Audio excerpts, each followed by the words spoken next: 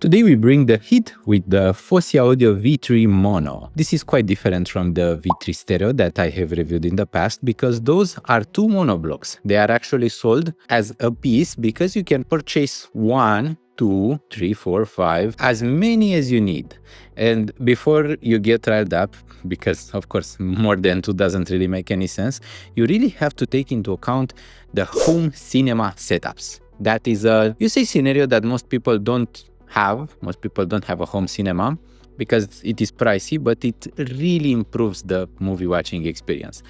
So Fosi Audio decided to make a mono block. It is entry level, it is priced at $170 per piece. So those two together would be $340. The most important thing that comes with the Fosi V3 Mono is the Fosi AC-DC adapter. This is a 48 volts 5 amperes power adapter. There is a higher 10 ampere version, but that one is to power 2 of those monoblocks at once. So for example, if you want to have just one power socket occupied and you want to have one of those power bricks for both. I think that the sound is marginally better if you get 2 power bricks for 2 separate monoblocks. The idea of having a monoblock was typically restricted for high-end devices.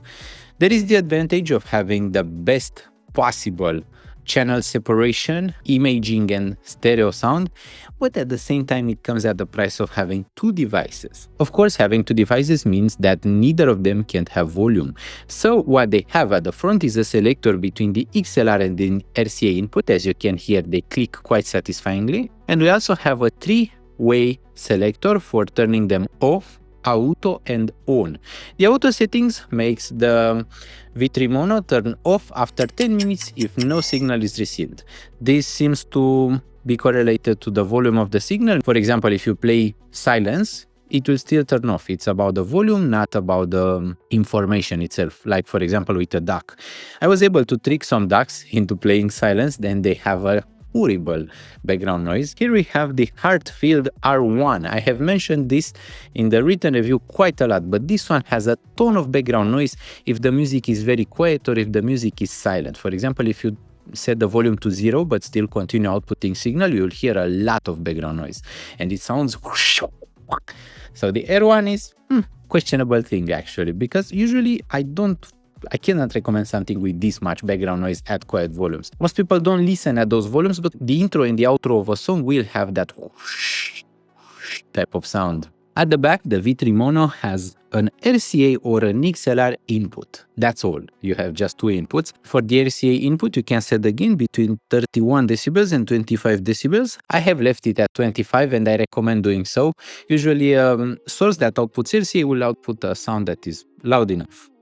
We also have speaker outputs. Those are the more standard speaker outputs, so you can even use naked wire if you want. You have this little screw, that's quite convenient. And we also have the DC input, which goes from 32 volts to 48 volts.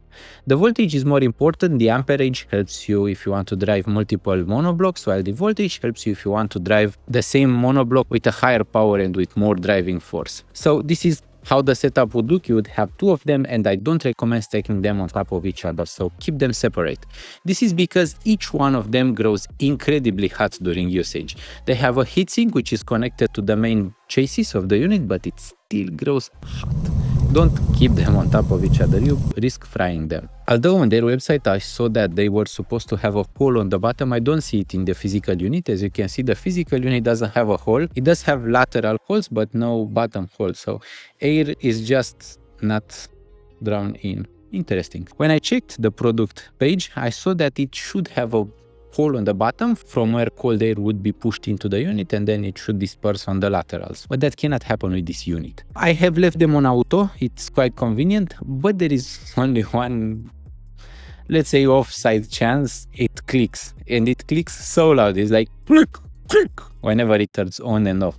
It will scare you more that it clicks than if it had a pop sound in the speakers. Speaking of which, there is no popping sound in the speakers. I can see the drivers of the speakers moving when the V3 Mono is turning on and off, which is convenient. Overall, the operation is pretty clean. You don't really have to worry about them in any way, with the exception, and I mean it, with the exception of the fact that they click quite loud and that they get quite warm. Those are the only 2 negatives I can see about their build quality and usage. On the sonic part, this is the most advanced sounding entry-level amplifier that I have seen today. I have reviewed a lot of entry-level amplifiers. Most of them either fall into sounding really smooth or having very low driving power, both situations in which they sound quite bad with most speakers.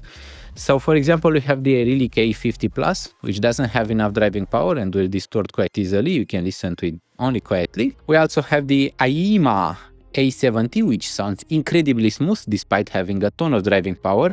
It just doesn't have a lot of crispness or a lot of treble brightness, and I did mention that in the written review for it. We also have the Fosi Audio V3 Stereo, but the V3 Stereo sounds quite normal, I would say. It's very average. It's not very special in the sound. It's effective because it's so affordable, which made it a good option for many people, but the performance is where it is. It was not exceptionally performant. For example, if you heard a $1,000 amplifier, you can't really go back. V3 Mono actually comes to change things. It has the proper resolution, the proper texture to sound, and although at times it can be slightly grainy, the sound is revealing and it has a ton of detail. So for an entry-level amplifier, it sounds quite good. It actually is most of the time above something like the SMSL AO200 and AO300. It has a better resolution, a better driving power, more dynamics, a punchier sound, and even more bass. Most speakers will roll off in the sub bass. It's natural, they just don't have a bass driver that is large enough to create bass. At 6.5 inches, it's too small to create sub bass. The roll-off will happen between 40 and 55 Hertz, depending on the size of the cabinets, but usually when you get bookshelf speakers, you can expect a limited amount of bass.